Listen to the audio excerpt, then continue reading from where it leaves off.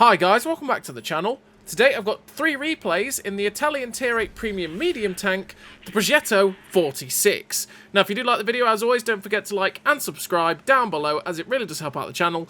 And yes, the Progetto 46. It is a fantastic Tier 8 Premium Medium Tank that I absolutely love.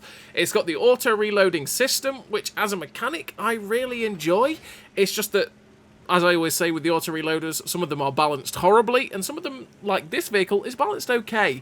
And this is, like I say, a very enjoyable Tier 8 medium tank, because you've got good mobility with the 55 kilometers an hour top speed that this tank has, 20 kilometer an hour reverse speed, which is fantastic, 18.63 horsepower per ton ratio, means that you will hit the top speed very easily, and it is fantastic for being that mobile medium tank. In terms of the armour this thing has, though, it doesn't really have any, but it does have angles on the turret front and on the upper plate, which means that I always refer to it as Batchat armour, but it's got the kind of armour where never rely on it, ever, because it will get penned. But if you're on a ridgeline, you're limiting as much as a tank can see of you, there's a likelihood you could just ricochet a shot off the armour, and it can be pretty handy for that occasionally. Whereas, you know, you're not pure paper like a CDC, where you're just going to get penned easily by everything. But yeah, you do have a chance of ricocheting things, which is quite okay for the Progetto. You've got 300 meters of still concealment with the build that I run, which is okay. It means you can be a fairly stealthy medium tank. It's not the best camo in the universe because you're not getting below 300, but 300 meters of still concealment is still pretty okay with the build that we run. We've got 499 meters of view range, which is very, very good. It means you can spot for yourself quite easily in the Progetto 46, mixed in with the decent camo, which is, like I say, something that I really do work on getting as high as possible, or as low as possible, I should say, really, so that I can not be spotted and take hits as much, because obviously this vehicle is, like I say, not the most well armoured, meaning that if you are spotted and you are the focus of people's attention, they will just shoot you and pen you quite easily. And so the longer you stay unspotted, the easier it is to farm out rounds and not take hits. We've also got 39 degrees a second turret rotation speed, which is fairly quick, but it is slower than the track traverse, which is 46 degrees a second, which is pretty quick to turn, which means that your turret traverse is slower than your tracks, so bear that in mind with the tank. If it does annoy you, you could run something like rapid aim to make the turret traverse get up to somewhere close to that 46 degrees a second track traverse, but you wouldn't quite get the turret traverse past it, realistically. So in terms of the gun on the Progetto 46, you've got 0.27 accuracy at 100 meters with the build that I run, with 0.79 accuracy during rotation, and 2.07 accuracy during movement, which means that the accuracy during movement isn't the best, but the accuracy during rotation is okay, and that is without a gun stabilizer, which means that actually that's pretty good without a gun stabilizer, meaning that the gun does need to aim in a bit after moving and turning in rotation, but because you've got a 1.93 second aim time, it means that you're pretty quickly ready to go, which is quite nice for the Progetto 46. It's one of those things with it. If the gun does annoy you and it feels like it misses too many shots or it takes too long to get the gun ready to go and shoot at targets, just run the gun stabilizer instead of the camo net, and you'll lose that bit of camo, but the gun becomes ultra snappy and absolutely fantastic. It really, really does. You do gain a little bit of derpiness by not running the gun stabilizer on this vehicle, but it's something I live with just to make the camo better on the tank. As you've already seen in this replay, and as you're going to see in the others, it's quite nice to have that little bit extra camo at times. The reloads on this vehicle, as it is an auto-reloading gun, it means that if you have a full clip, you are going to be at your best DPM. So the best reload on this tank, so the one that you've just seen, is a 7.73 second reload. The middle shell on this tank reloads in 8.46 seconds, and the last shell in the clip reloads for 10.65 seconds. So it's a 10-second reload for 240 alpha, which is really bad. But 7.73 second reload is still not the best for 240 alpha at tier 8, but because you have the ability to have a 2-second intra-clip reload and dump a 3-shot clip, it's okay, as you have the flexibility to be a single shot, or just dump a clip like you've seen and go full auto-loader, and then you can rack up damage like that as well, or you can use the auto-reloader mechanic to its best effect, where you fire a single shot up until the point something is now double tappable, and you finish it off with the 2-second shot, right? That's the way you really want to be playing this auto-reloader. And you use it as an auto-loader in a situation like you've just seen with the Draugen. In the fact that I knew I was not going to get the chance to shoot him again. Although, well, he's just YOLO'd out into the open. But you get my point. I felt like I wasn't going to get the chance to be able to shoot the Draugen again. So I decided to just dump the clip into him and get as many shots into him before he got away. And we got 2 shots into him. And then we went full reload. And now we're fully reloaded to go again. It's the way you want to play the auto-reloading system. It's a very nuanced system. It's all about learning how to use it effectively. Because if you just play it purely as a single shot, you're not going to get the best out of this tank. And if you play it purely as an auto-loader, where you just constantly dump the clip, once again, you're not going to get the best out of the tank. That's where it's quite nice as well, what we did in the Type 59-2 and the Waffle E100. We just eliminated them. Bang, bang. 2 kills in 2 shots, but then we still have 1 left in the clip. And that is what I really like about the auto-reload, is the fact that we can decide to be an auto-loader, or we can just decide to fire a single shot. They are really fun to play, if they're balanced right. So the tank also has 9 degrees of gun depression, which is very, very nice for the Progetto 46. Means that you can be very flexible on a ridgeline, like you've seen me do in this replay. And it means you can limit the amount of tank people have to shoot of you. And you can be using very, very good locations and many positions on many maps. Because if you have less than 5 degrees of gun depression or 5 degrees of gun depression, it's really awkward, especially on loads of locations on different maps, to be able to get the best out of the tank. Whereas 9 degrees of gun depression means that you are very flexible on a ridgeline, you've got loads of positions you can use, and it means there's lots available for you to be able to get the best out of the vehicle. So what do I run in terms of a crew and equipment? Well, I run Born Leader, Rapid Reload, Sixth Sense, Situational Awareness, Camouflage Expertise, Silent Driving, Steady Aim, Snapshot, Run and Gun, the Advanced Loader, the Camo Net, and Optics. Optics to be able to get that 499 metres of view range so I can spot for myself really effectively. The Camo Net to get down to the 300 metres of still concealment with the Camouflage Expertise and the Silent Driving. All 3 gun perks so that I don't have to run the gun stabilizer, so that I can basically keep the camo as low as possible. But again, if the gun handling does annoy you, you can run a gun stabilizer instead of the camo net. But for situations like this, it is very, very nice to have that camo.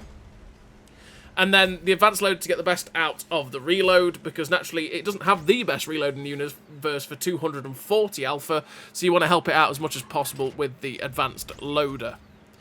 So as you can see, this first game, it was a tier 10 game. We've managed to get 2.8k damage with 2.4k assistance, 5 kills, so a very, very nice game for the Progetto 46 in bad matchup. 1975 base XP, which netted us the Oskins medal, the Ace Tanker. Oskins medal is for 3 kills on tanks that are 2 tiers higher than you, which is always nice to get as a medal. Shame we couldn't quite secure the kill on that Tyrann towards the end, so that could have been a Nichols medal if we'd got it, but hey-ho. Because it's always nice to see a shiny Nichols medal. It's nice and golden. 4 kills on tanks that are 2 tiers higher is always great to get. But it's a fairly rare one to get as well, for medium tanks, that is, because it's only a medium tank medal. So we're here on the second replay, and the second replay is on Rosanai. We're in a tier 10 game again, which means not the best matchup for a tier 8 medium, but we're going to make the most of it.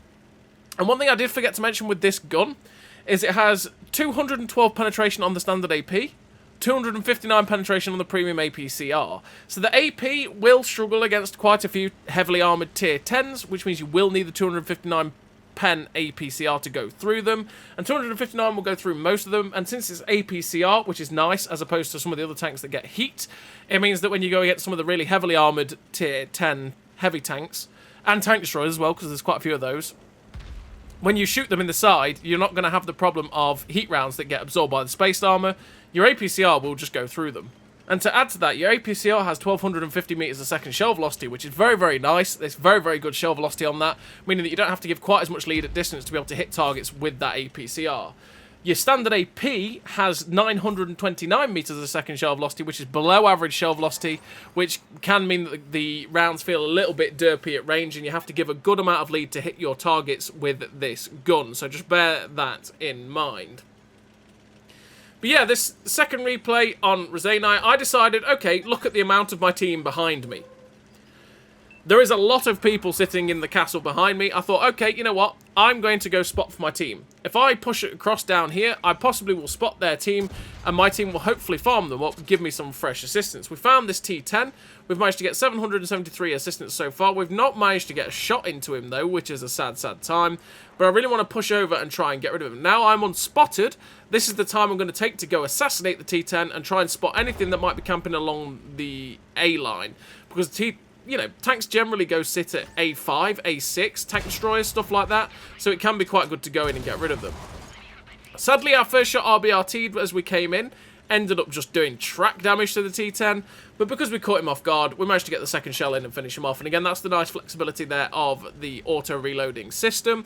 If you miss the first shot, or you don't pen the first shot, you can just go, oh no! And pen them and kill them with the second shot. It's quite easy like that, which is very, very nice for any tank that has this system. Like I say, the auto-reloading system isn't a bad mechanic, it's just how it's balanced, and sadly, there's quite a few of the auto-reloaders that are absolutely just butchered on their balancing. But the Progetto 46 is one of those that isn't too bad on that, and it's pretty nice to use in general. So, we're just trying to get up behind the T-32. We're in a very sneaky position now. We're at A5, which is where tank destroyers from the opposition team would usually go sit, right? But no, I'm there this time, waiting on... I don't want to dump the clip into this T-32. There's no point in that. So I'm just waiting on my reload. Now I get spotted. It's like, okay, yeah, I'm dumping the clip into him. And then I can pull back behind my rock. What we wanted to do was stay single shot there up until the point where we got spotted. And then it was like, no, I'm just dump him because I may as well get as much damage into him before I... well, while I can, before I have to pull back to get myself safe and not lose any more HP. So now we're nearly loaded on the clip. It's like, Artie, I'm coming for you. And this is where we don't particularly want to dump the whole clip. So we put one shot in, and we're just going to wait for our shot to come back in because we're not going to be able to kill the Artie in one clip. So we may as well put him down to a point where we can, and then we can get rid of him. So I'm just trying to stop the M53-55 from turning and get his gun on target. We get one into him. Just, again, going to wait for that full reload. We know he's fired, so we're okay.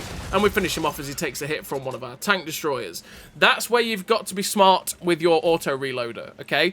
Because there would have been the temptation there when we went in on the M53-55 to just go, it's an artillery, easy pens, and just dump the clip.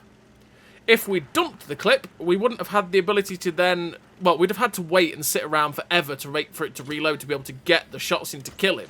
Whereas because I was doing that, I was at my best DPM, and that meant I could keep pumping the shots in, and then when I got to the point of being able to clip out the M53-55, I would have been able to kill him.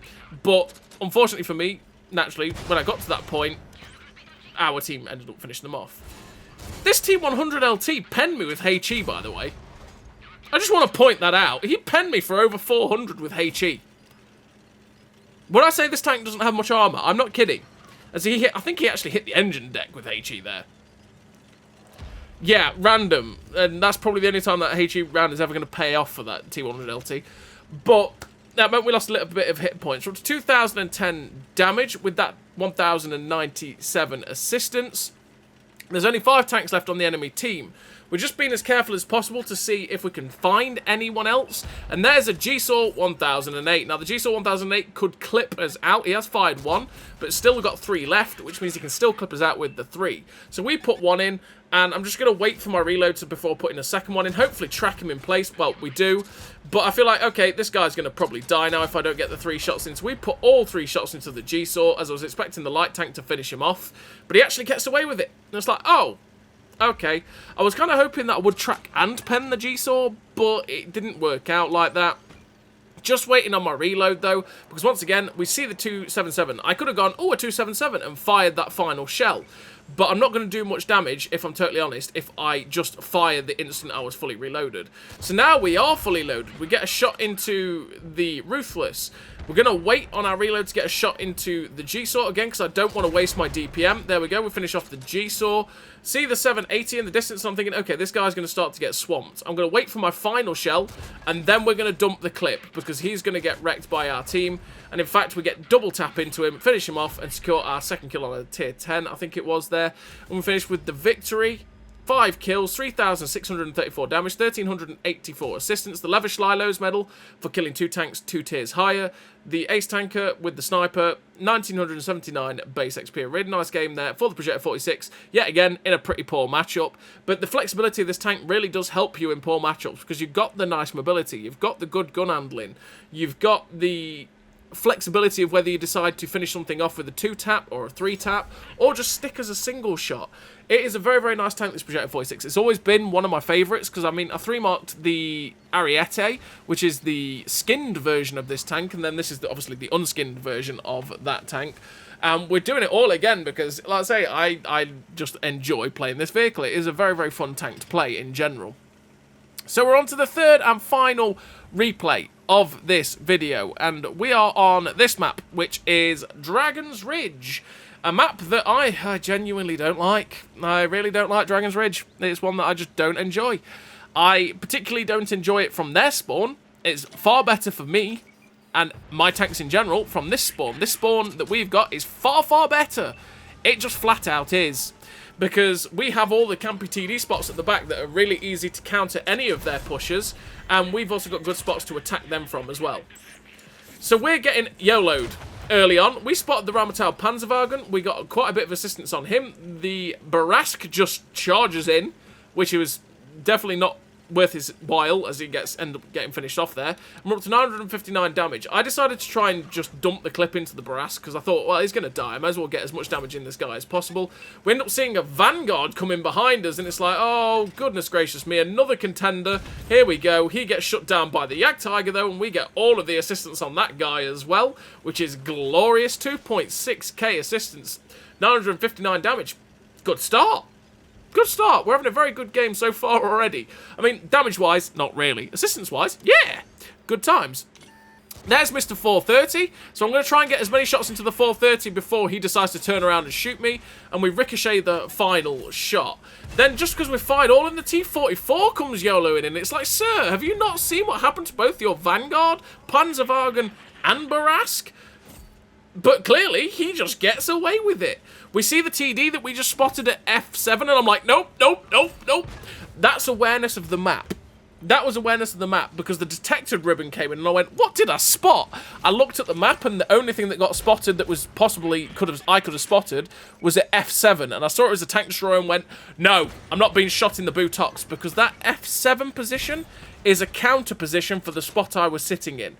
You can quite easily sit there, poke over, and shoot me. So I had to get away from it, and thankfully we came away with our hit points as we saw it was a 4,005, and 183 millimeters of pain is, well, it's painful, and you don't want to trifle with that generally. So yeah, we got away with it. We've come over, got a couple of shots into the Stone Cold and the T-44, and now we're up to 2.4k damage with 3.6k assistance, which again, for a tier 10 game, we're having a pretty nice time. The Contracaro 1 Mark II ends up getting a shot or two into my friend, so I decided to put the double tap him because I felt like if I fired 2 there, I was going to get 2 rounds into him before he got to fire again. So I didn't want to risk firing the third, as I didn't really want to take the hit from that Contracaro Mark II. So the Contracaro's pulling back. We're going to aim for his lower plate, hopefully get the shot in, but we snapped the shot. He started to look at us, and I went, oh, no, no. He's actually stock, which means he can't kill me with the first shot, but he can definitely hurt me. But now I've got the full loading again. I'm going to put 2 shots into him before he manages to get his gun on target, and that's what we can do with this Progetto. We can decide, okay, you know, I can put all 3 shots in, right? Or I can just go, okay, I'm going to risk it for a biscuit, put 2 shots in, and then pull back, because that's what I can get in, which is, you know, 480 alpha in 2 shots, and then run away and be annoying like that. It's always great. So the Contracaro is looking the opposite way again. We go for that shot into the lower plate. We didn't fully aim the shot, which meant that the shot went straight underneath him, because we didn't fully aim the shot. But we did finish him off. We're up to 3.4k damage with 4,048 assistance. We're having a very, very good game so far. We see the 277. We switched to premium, because our 259 pen will go through the 277. Our 212 pen from the front will probably struggle. So we're just going to try and help this guy out if we can. He's tracked in an awkward spot, and I think, okay, you know what? He's fired. I'm going to take the opportunity to put a shot into his lower plate. Now he starts looking at us. I'm like, nah, you know what? I'm not even going to do that. He gets hammer-racked by the T-30. Oh, good gracious. Oh, dear, that's a bad time for you, Mr. 277. But yeah, I could have put an extra shot there into his lower plate. in hindsight, but at the same time, I just didn't want to risk him just repairing his track, barreling over and putting a shot into me and finishing me off, because 490 Alpha, he could have finished me off, and I didn't want to risk it. So there's only 4 tanks left on the enemy team. We know there was a tank destroyer or 2 spotted at D9. We know there was a tank at F7, and in fact we find it, which was the 4005. So he takes a hit before we fire, which means that we actually get to finish off that tier 10 tank destroyer. There's the KV4 KTTS spotted at H8. And like I say, I'm pretty sure there was a tank destroyer somewhere like D0 or around this corner. So again, we are being as careful as humanly possible. And there it is at D0. It's the Bayer. We're swiveling the gun, snap the shot, straight in. And again, that's the shell velocity mixed with the pretty good gun handling as we managed to swivel the gun round, get the shot in, and it just flew straight into the target and shut down that Bayer, which is always great. We're up to 3.8, nearly 3.9k damage, 4.1k assistance, nearly 4.2. I mean, that's nearly 8k combined in a tier 8 medium tank. We're taking that every day to the bank, and especially in a tier 10 game.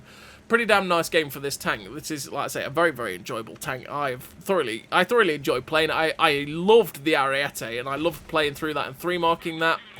And with the Progetto 46, it's exactly the same. So, our light tank is at B9, and he's not really found anything. That's why I started to head towards B0, because I thought, possibly that TD is camping in their spawn, but someone pings K0. And with the fact that our light tank was where he was, I thought, there's a possibility, yeah, there's a possibility he's gone down the 0 line, and he is in that corner. So, you know what? With this Type 59-2, we're just going to go in. We're just going to travel towards K0 and see if we can find them, and hopefully get a full clip of damage or something like that. Because my mind at this point is it's a Conway, fairly easy to pen. Maybe sitting around the corner? Nope, not sitting in ambush. Okay, if we find it, I'm not going to stick to single shot because it's not going to be long before the TDs and the medium get to him. I'm just going to dump the clip the moment I see him and pad up the damage. We find the Conway, first time spotted as well. Okay then. Get 1 shot in, 2 shots, and you know what? End of the game. We're chancing the 3rd shot. There we go. We get the 3rd shot into that guy, breaking his turret. It was a win-win situation. If he snapped me and finished me off, oh well, right? I didn't get the 3rd shot in. But chance to get the 3rd shot in, get that 3rd shot of damage, we'll take it. And we finished with the victory. 3 kills, 4.6k damage, 4.2k assistance. Again, that 8.6k combined. The Ace Tanker, Confederate, the Scout Medal, the 2.4k base XP. A fantastic game there for the Progetto 46 in a tier 10 game, which, like I say, it's a fantastic tank as the Progetto 46, and it is a lot of fun. You just got to get used to the auto-reloading system and how to use it. If you play it as one or the other, it's not going to go well, whereas if you play the hybrid that it is, you'll have a pretty damn good time in the 46. So as always, everybody, thank you very much for watching. I'll see you next time.